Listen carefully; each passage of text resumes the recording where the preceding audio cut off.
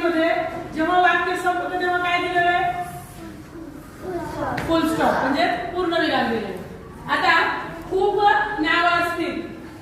आता मुलांची नावं आहेत. मी मुलांच्या नावाची यादी केली तर मला तिथे काय द्यावं लागेल? स्वल्पविराम. Very good. त्याला इंग्लिश मध्ये आपण काय म्हणतो?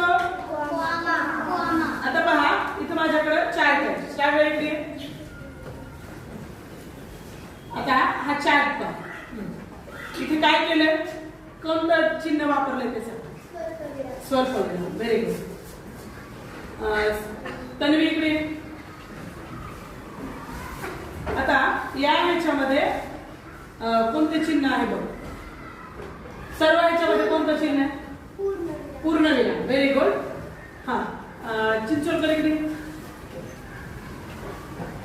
आता या ह्याच्यामध्ये सगळ्यांचे पूर्णविराम आहे. एक वेगळं चिन्ह कुठे आहे ते पहा. एक वेगळं चिन्ह आहे. पटकन पहा. उद्गारवाचक. Very good. कुठे सापडलं तुला ते? हा ते कुठे दिले ते? वंदे मातरमच्या तिथे दिलेले. बरोबर आहे? असे हे जी चिन्ह आहे ती आपल्याला योग्यरित्या लावता आली पाहिजे. गौरवी इकडे.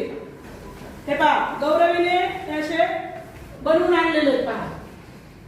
इथे जाऊन उभी राहा. या अजून तुझ्या दोन मैत्रिणी स्वर आहे असं घेऊन थांबते. तिथे लावा असं तुम्ही. आता हे लिहिलेलं कुठं आहे तिथं लावा. लावा.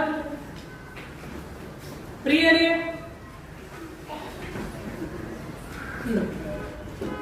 जिथं लिहिलेलं आहे तिथं जाऊन हे चार का. तू ये प्रणवी. कल्याणी ये दोघी. आहेत का शिल्लक?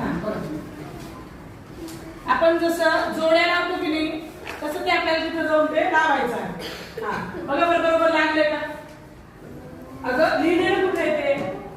लिहिलेलं कुठे आहे तिथं वापर. इकडे आहे तुझं प्रणवी. हा तू इकडून थांब म्हणजे तू दिसशील. इकडून थांब.